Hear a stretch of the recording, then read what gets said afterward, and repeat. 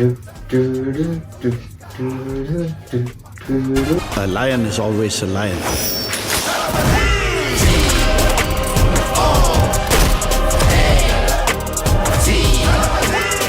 Do you think you can stop me? Do you think you can stop me?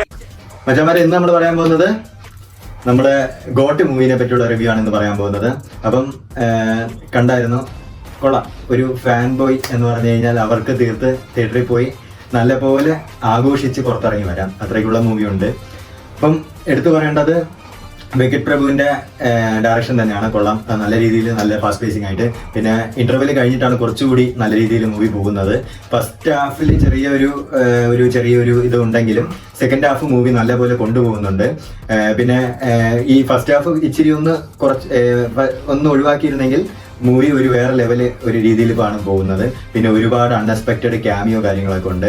പിന്നെ നല്ല ഈ പാട്ടുകൾ കുറച്ചൊന്ന് വിജയുടെ പ്ലേലിസ്റ്റിൽ കുറച്ചൊന്ന് മോശമാക്കിയെങ്കിലും ഈ ബാക്കി ഡയറക്ഷനും ബാക്കി കാര്യങ്ങളിലെല്ലാം നല്ലപോലെ സാറ്റിസ്ഫൈഡ് ആണ് മൂവി കണ്ടിറങ്ങുന്നത്. ഒരു പ്രതീക്ഷയും ഒന്നും ഇല്ലാതെ പോയി മൂവി കാണാതിരുന്നിട്ട് ഒരു നല്ലപോലെ എൻജോയ് ചെയ്തിട്ട് ഇറങ്ങാൻ പറ്റുന്ന ഒരു സാറ്റിസ്ഫാക്ഷൻ എന്തായാലും മൂവി കിട്ടും. പിന്നെ ഒരുപാട് ക്യാമിയോ അൺഎക്സ്പെക്റ്റഡ് ആയിട്ടുള്ളതെല്ലാം ഓരോ സൈഡിൽ ഇങ്ങനെ സെറ്റാക്കി വെച്ചിട്ടുണ്ട്. പിന്നെ വെങ്കട് പ്രഭു CSK തമ്മിലുള്ള ബന്ധങ്ങളൊക്കെ ഇതിൽ കൃത്യമായിട്ട് ഇപ്പം നല്ലപോലെ ആവിഷ്കരിച്ചിട്ടുണ്ട്.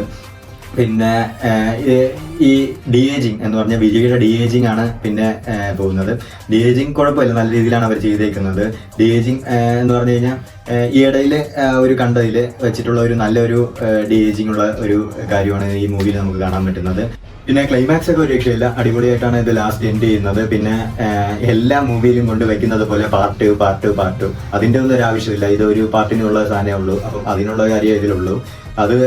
അതിൻ്റെ ആവശ്യമില്ല സത്യം പറയുകയാണെങ്കിൽ. പിന്നെ ഓരോ കാസ്റ്റിംഗ് ആണെങ്കിലും അടിപൊളിയായിട്ട് എല്ലാ രീതിയിലും അവർ നല്ലപോലെ പ്ലേസ് ചെയ്തിട്ടുണ്ട്.